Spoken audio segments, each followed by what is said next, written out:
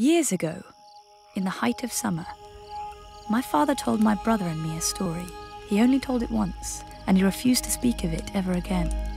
When he was a young man, in the year of the false spring, a great southern lord held the largest tourney Westeros had ever seen, in the largest castle Westeros had ever seen.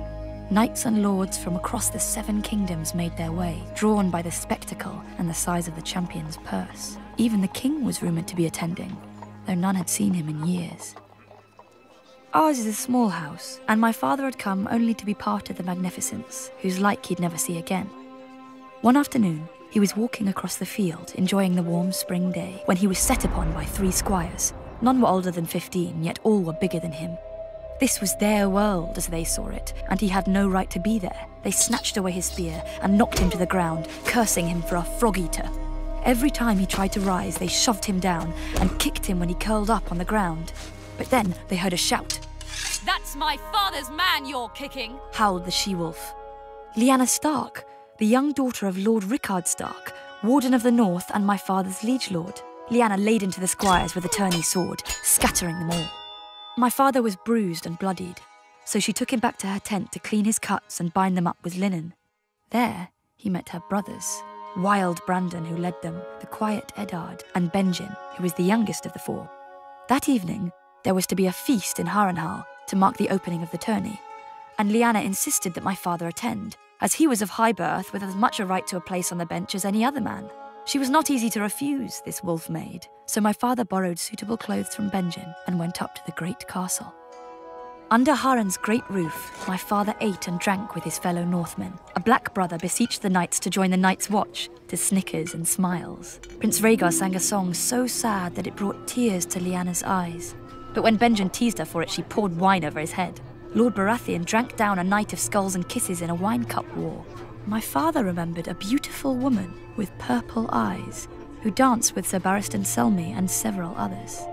As the end of the evening approached, Brandon Stark asked her for one more dance on his shy brother's behalf, and so Eddard Stark shared the last dance of the celebration with Lady Ashara Dane.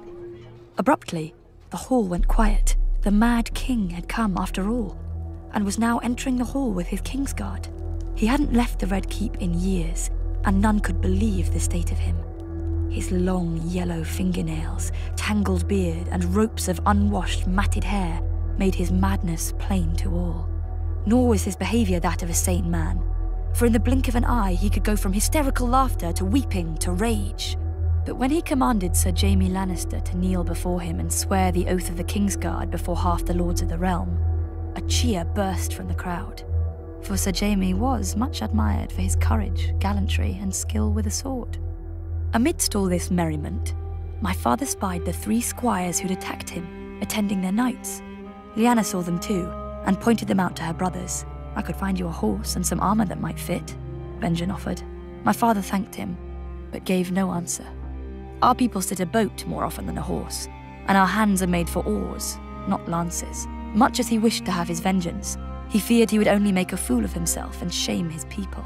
Eddard had offered my father a place in his tent that night, but before my father slept, he knelt on the lake shore, looking across the water to the Isle of Faces, and said a prayer to the old gods. The next day in the tourney, the 3 knights whose squires had beaten my father unseated their opponents and earned a place among the champions. But late in the afternoon, as the shadows grew long, a mystery knight appeared in the lists. He was short and clad in ill-fitting armour, cobbled together from different suits. On his shield was painted a heart tree of the old gods, a white weirwood with a laughing red face. The mystery knight dipped his lance before the king and rode to the end of the lists, where the 5 champions had their pavilions. You can guess the 3 he challenged. Whoever the mystery knight was, the old gods gave strength to his arm. All 3 knights fell before him. None were well loved, so the common folk cheered the Knight of the Laughing Tree, as the new champion was soon called. When his fallen foes sought to ransom their horses and armour, the Knight of the Laughing Tree's voice boomed through his helm and told them, "Teach your squires honour. That shall be ransom enough." Once the defeated knights chastised their squires sharply, their horses and armour were returned. And so, my father's prayer was answered. The king was furious. In his madness, he suspected a traitor in his midst. Perhaps even the newly made Sir Jaime Lannister, whom he had already sent back to the Red Keep. That night, the king asked Lord Robert Baratheon to take to the lists and unmask the Mystery Knight, declaring him no friend of his. But the next morning, when the heralds blew their trumpets and the king took his seat, the Knight of the Laughing Tree had vanished. All they ever found was his painted shield, hanging abandoned in a tree. My father's tale ended here. He never spoke more of Harrenhal, though he must have seen Prince Rhaegar's victory. Some whispered that Prince Rhaegar himself had arranged the entire tourney in secret, as a way to gather the great lords and address his father's apparent madness, perhaps even remove him from the Iron Throne.